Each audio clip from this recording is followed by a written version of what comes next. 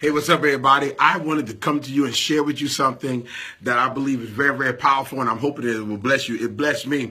We were in Bible class tonight, and we were studying Matthew chapter number 9. I'm getting ready for a new series, and this is like my in-between message. We're talking about restoration in Bible class, and restoration of the gifts of God that God has given us, and restoration of those things that I feel that we've lost for the church is concerned. We were reading Matthew 9 and observing all these healings that Jesus was doing.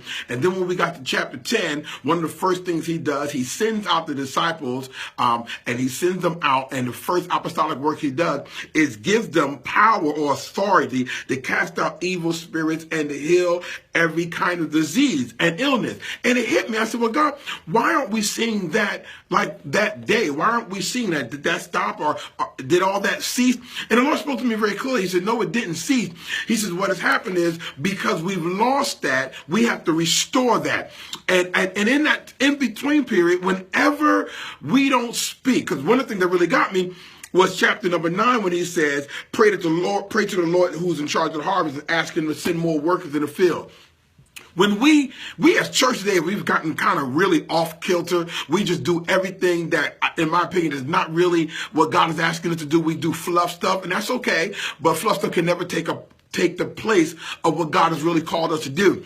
And because the workers, we're praying to God for the harvest, but the lack of workers is really what we need. We need to be praying for God. The harvest is not a problem. The workers are the problem.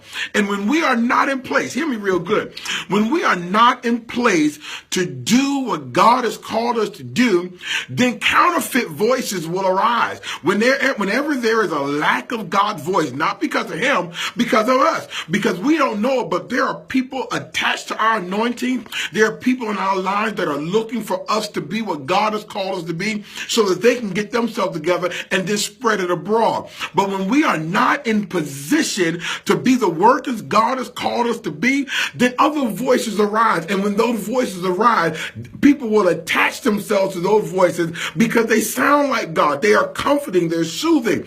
But that's not God. God has called us to get back and restore these things from an apostolic perspective to what he's calling us to do. We've got to get back to casting out demons and back to healing every sickness and disease and back to walking in authority. Not so much even in that order, but back to walking in the authority that God has given us.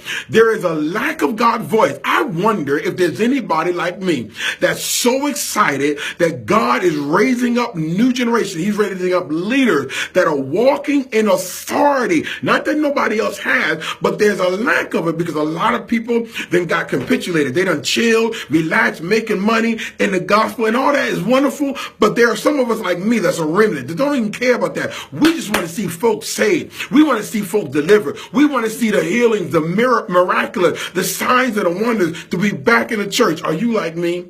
Come on, let's get this thing back together. Pray with me that God will continue to raise up people that are bringing back the order to the church so that we can live in the power that we're supposed to live in. I love you. God bless you. I'll see you next time.